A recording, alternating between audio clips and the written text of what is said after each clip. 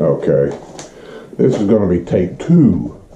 I did all this once, and I had the camera set wrong, and I couldn't hardly download it, so I got to do it over again.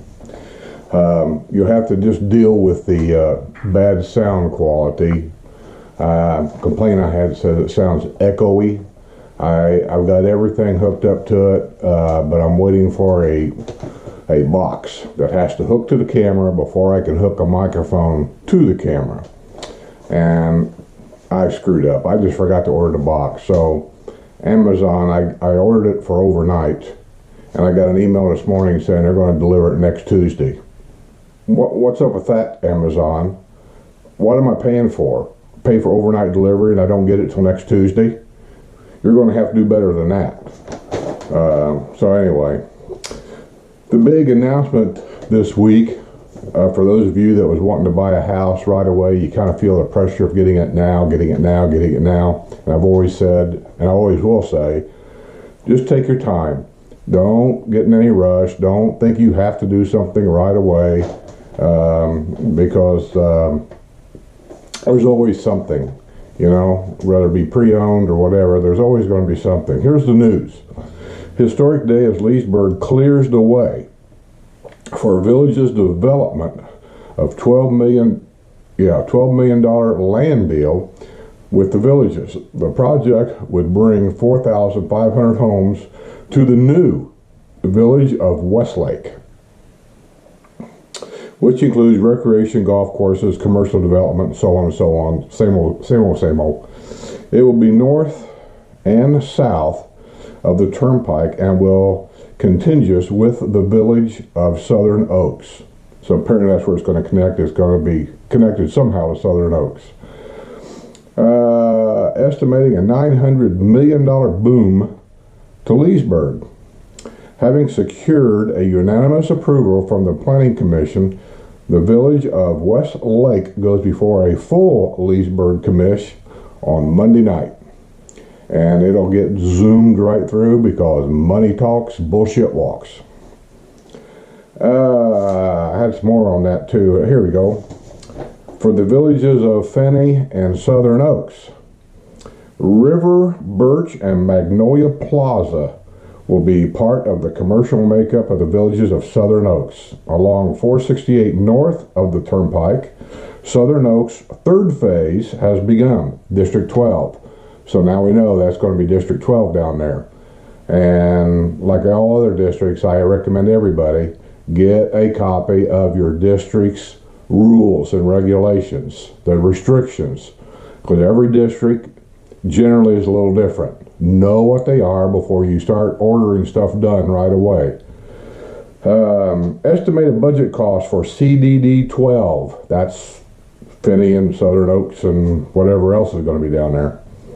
$153.9 million infrastructure cost, $90.2 million for stormwater, $40 million for subdivision roads and drainage, $5.5 million for cart trails and tunnels, $18.4 million landscaping, irrigation, walls, fences, things of that nature. Magnolia Plaza south of the Turnpike, along with Everglades Regional Rec Center.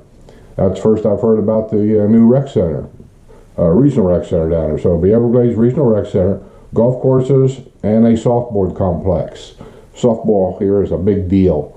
I don't know how many teams they got, but there are softball complexes throughout the villages. They're gorgeous. And they're going to have one down there too. Rialto Theater manager ordered to pay $26,000 in restitution in embezzlement case. This guy embezzled money from Rialto a year or two ago. This case has been going ongoing.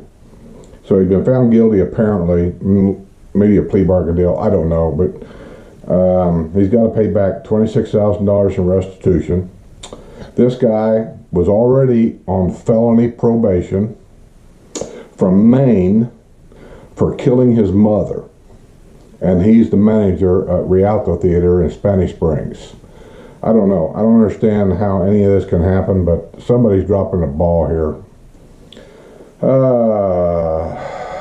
What is that?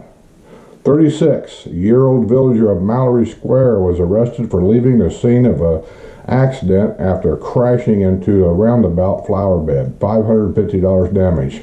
A friend of mine was there when that happened. I played golf with him yesterday. Bobby, you know who you are.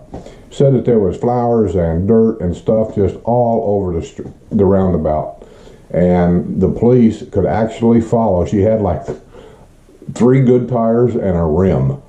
And I guess it left marks all over the road. And she drove that from Sumter Landings all the way over to Mallory Square, wherever she's living at.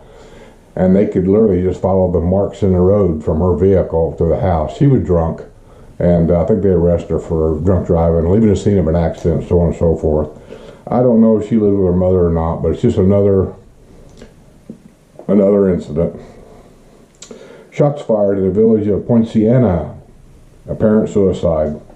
What can you say about that? It's just sad. Who knows why? I've heard about 3 or 4 of these in the last 20 years I've been coming down here. And that's all you can say about it. A village of Glenbrook woman ordered into anger management after hitting McDonald's sign and trying to kick the officer.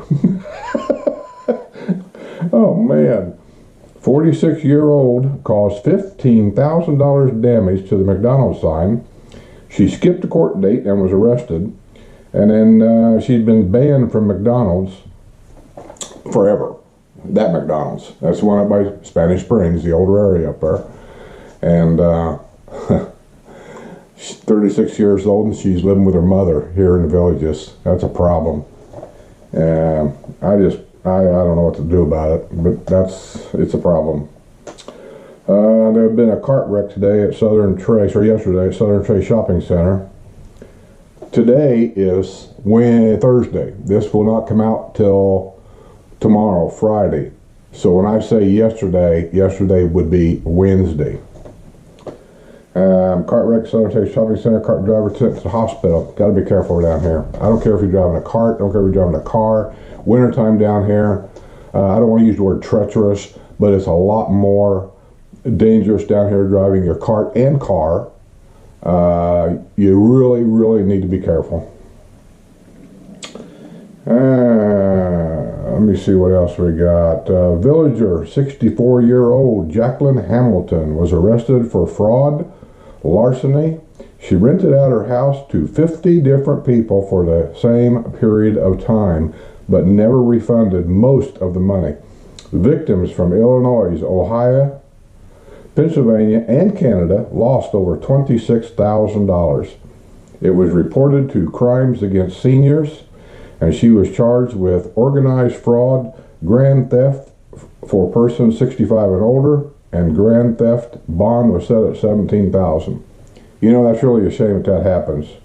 I've heard about it one other time that somebody committed fraud like that. 99.9% of the people down here that have part-time homes and they rent them out in the winter, they're honest as the day is long. We have no problem with the homes. They're very neat, very nice. The owners they don't try to screw you out of your damaged deposit. As long as you leave the home in the same condition it was when you got there.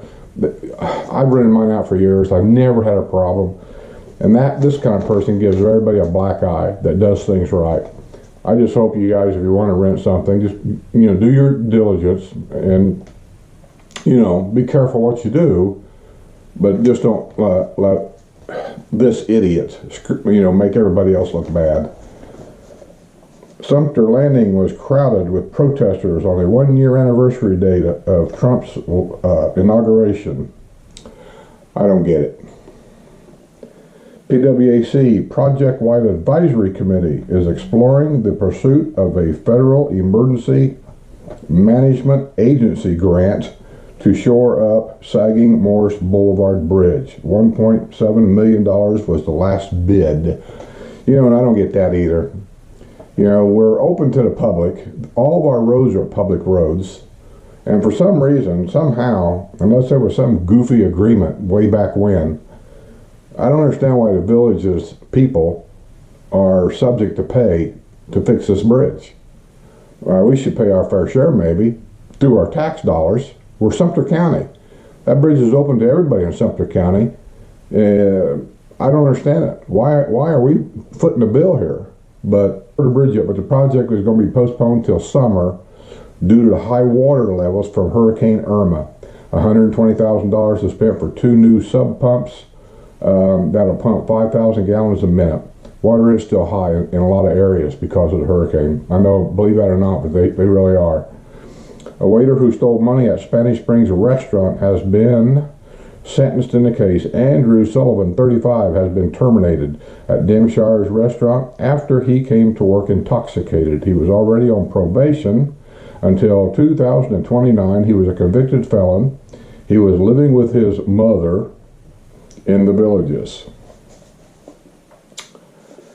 It's a shame too, because Devonshire is a nice restaurant. The guy's trying really hard. He's doing a really good job, and then this moron makes him look bad.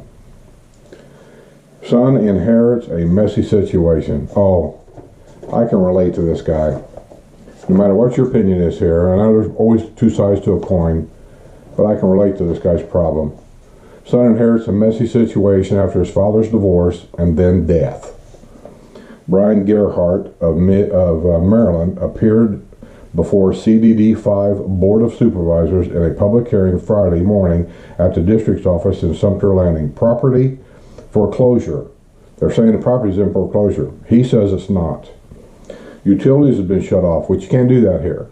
I mean, that's part of your deed restrictions. I don't care if you're on a 1 month trip around the world, you cannot shut your utilities off. The air conditioner or air mover, whatever's in your house, has to be operating. He says it's not. They're turned on. Overgrown shrubbery, mold growing in driveway.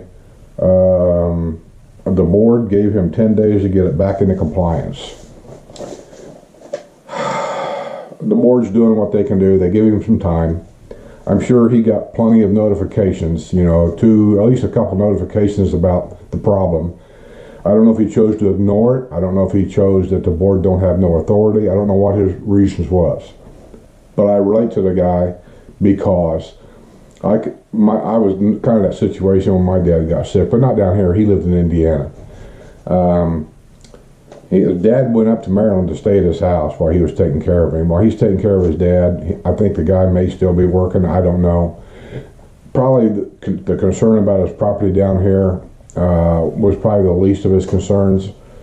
So his dad passes away. He takes care of the funeral. You can imagine what's going on here. Now he comes down here to take care of the estate to find out there's some legal problems.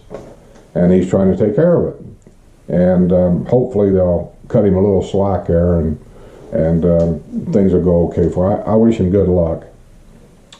Okay.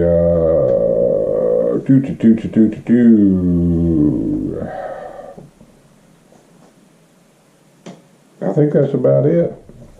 Yeah, I think that's about it. For this week anyway. Okay, I guess that's the news for this week. No, I had a couple other things here. What did I do with them? Wait a minute. Oh gosh, I may have threw it away. I was gonna, because I know some of you are coming down, because I've gotten emails where some of you are coming down for the lifestyle visits, like in January. Oh shoot.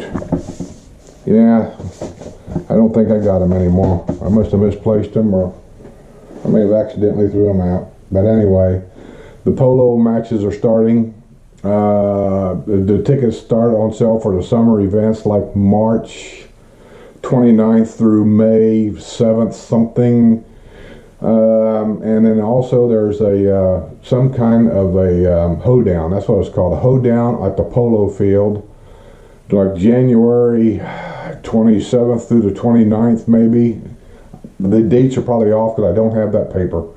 But it's something like that. Hoedown is going to have, chili cook-offs. It's going to have bands. They're going to have all kinds of petty zoo and stuff for the kids. They're going to have all kinds of entertainment. And I don't know what the tickets are. But if you're interested in that when you come down, go straight to the ticket office or call the offices where the lifestyle visits are at and see if you can get tickets to it. I've never been there, but it'll probably be a nice little event to go to. It'll probably be most of the day. So if you want to go to that, get tickets right away. You want to go to the Sharon Theater to find out who's playing there. Any tickets, go to Savannah Center for any kind of entertainment there. Any kind of entertainment inside the villages at all, where you're going to need a ticket to go to it.